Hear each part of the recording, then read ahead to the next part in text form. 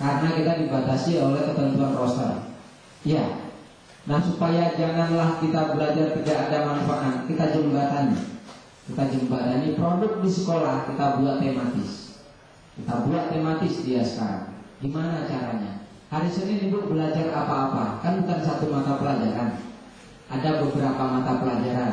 Nah, beberapa mata pelajaran itulah yang sekali jalan. Artinya hari Senin ada 3 mata pelajaran di sekolah Ibu, itu 1 RPP-nya.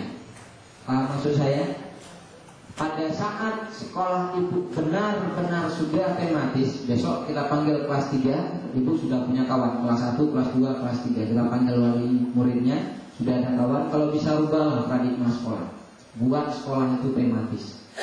Tapi untuk sementara waktu, Ibu Bapak sudah tahu apa hakikat tematis. Untuk sementara waktu kita cari titik temu dulu antara roster di sekolah dengan tematisnya. Contohnya, hari Senin ada bahasa Indonesia. Contoh, matematika, IPA. 3 mata pelajaran ini dibuat 1 RPP biar sekali jalan. Pada hakikatnya memang seluruhnya. Nah, contohnya seperti ini. Bahasa Indonesia, formatnya silakan Ibu buat, boleh seperti ini, boleh dalam bentuk tabel, silakan. Bahasa Indonesia ini ada indikatornya, matematika, ditulis indikatornya IPA, IPS, seni, pendidikan, dan seterusnya. Nah, sekarang kalau kita lihat bagaimana cara mengajarnya. Ini kan indikatornya ditulis semua, Bu. Nah, sekarang kelompok ini terdiri dari beberapa kelompok mata pelajaran. Nah, buat 1 RPP, indikatornya dikumpulkan. Contohnya PKN, seperti ini nulis PKN. Baik, menghitung secara urut sambil melompat. Ini pelajaran apa? Menghitung secara urut, matematika. Selesai indikator matematika kita ajar. Di pembukaan sudah ngajar kesenian, sudah ngajar bahasa Indonesia, sudah ngajar matematika. Terus guru meminta beberapa anak mengungkapkan tentang kegiatan yang dilakukan. Nah, ini yang tadi ya, Bu. Pagi hari, siang hari, malam hari. Mana dia? Ini dia. Sudah ngajar matematika juga. Pembukaan saja itu sudah bahasa Indonesia sudah setengah habisnya, matematika sudah setengah, seni sudah setengah, baru masuk kepada kegiatan inti. Ini 1 kali 35 menit.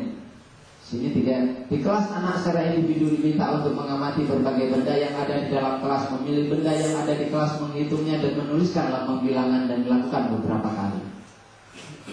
Nah, ini yang mana, Bu? Menyebutkan banyak benda. Selesai matematikanya. Kan tidak dibatasi oleh jam, tidak dibatasi oleh jam.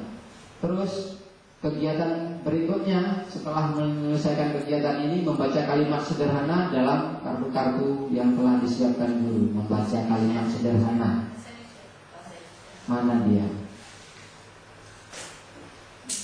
Ini ya, bentuk huruf ya. Oke, selesai.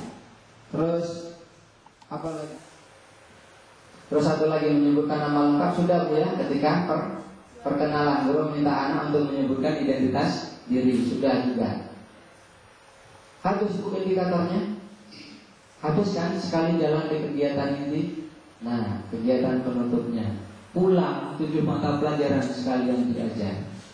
Kan tidak seperti yang kita lakukan selama ini. Ganti mata pelajaran, ganti mata pelajaran. Kan tidak seperti ini.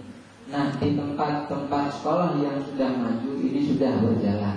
Di tempat kita, karena memang kondisi dan pengetahuan daripada organisasi sekolah belum sampai ke sini, sehingga mungkin tidak bisa langsung kita ubah budaya itu. Kita cari titik temunya. Mungkin tematis kita hanya berdasarkan hari roster. Kalau Senin 3 mata pelajaran, berarti kita buat 3 mata pelajaran. Selasa mau berapa mata pelajaran, kita buat mata pelajaran itu. Paham Bapak ya? Tapi pada suatu saat saya mengharapkan di Salatiga bisa menjadi contoh untuk sekolah-sekolah yang lain. Di sini sudah menggunakan tematis murni, full tematis. Belum ada, Bu, di sekolah di IPB juga belum berlaku yang ini. Ini sudah lama disosialisasikan, disarankan. Nah, berbahagialah Bapak, amalnya banyak tapi kerjanya sampai kelas 1, kelas 2, kelas 3 itu capeknya luar biasa. Dan silabusnya memang berbeda sekali dengan kelas tinggi. Tidak bentuk tabel. Kalau bentuk tabel kita coba dulu. Kita coba buat